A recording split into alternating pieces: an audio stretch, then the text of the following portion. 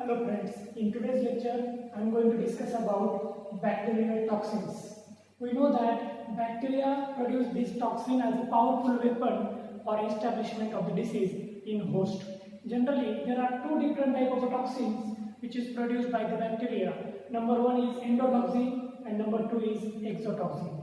Endotoxins are the cell wall components of gram-negative bacteria and they generally act as a pyrogens. Means when these endotoxins are present in the blood, they generally cause fever.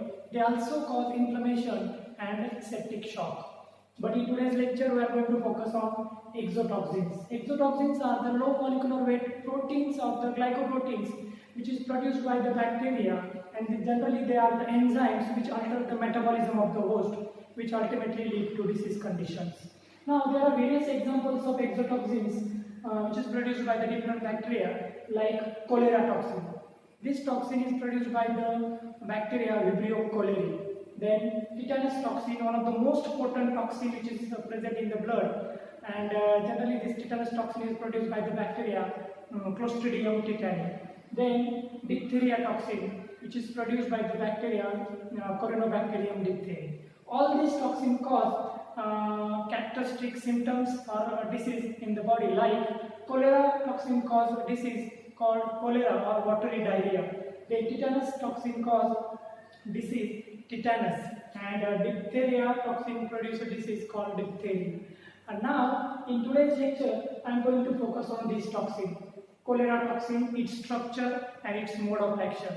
We know that this cholera toxin was first time discovered in 1959 by Indian microbiologist Shambhunath Dey. Now this toxin actually consists of two subunits. There are 5 B subunits and single A subunit.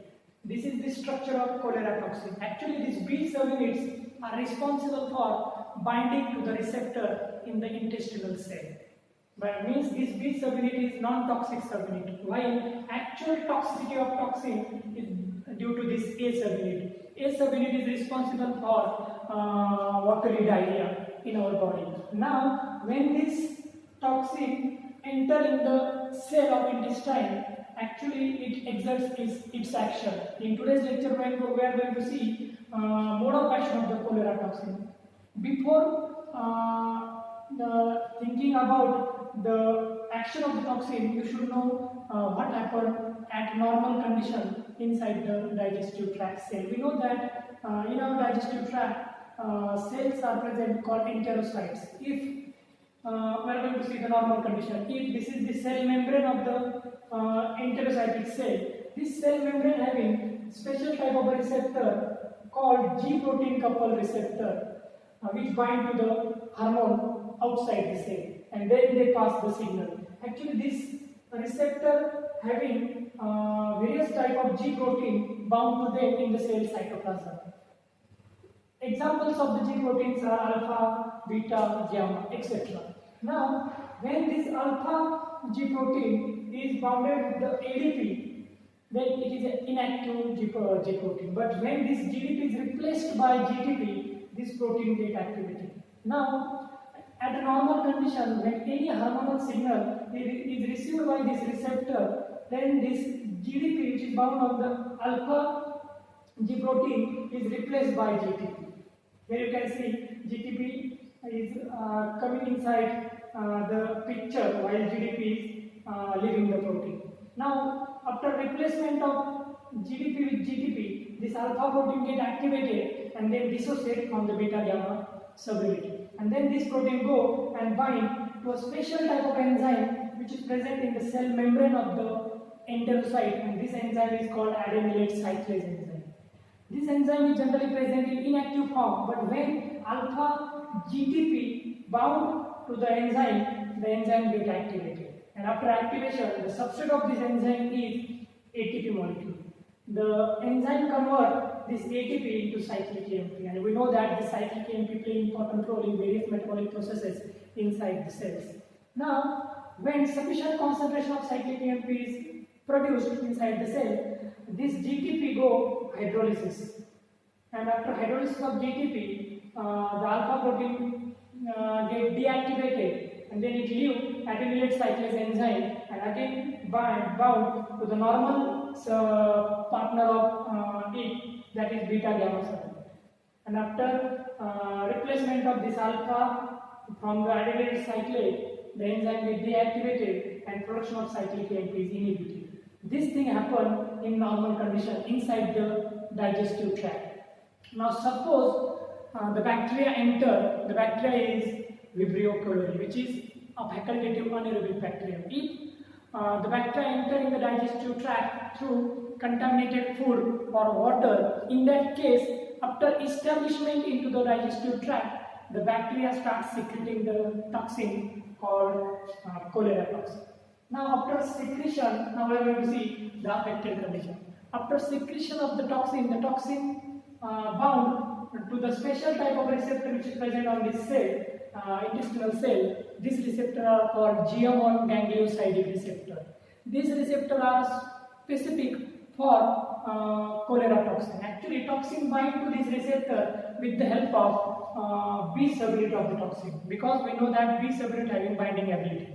Now, after binding to the GM1 ganglioside receptor, the A subunit of toxin enter into the cytoplasm of the GIT tract cell with the help of receptor mediated endocytosis. Here you have to remember one thing, that only A subunit enter inside the digestive tract cell while B subunit play role in binding.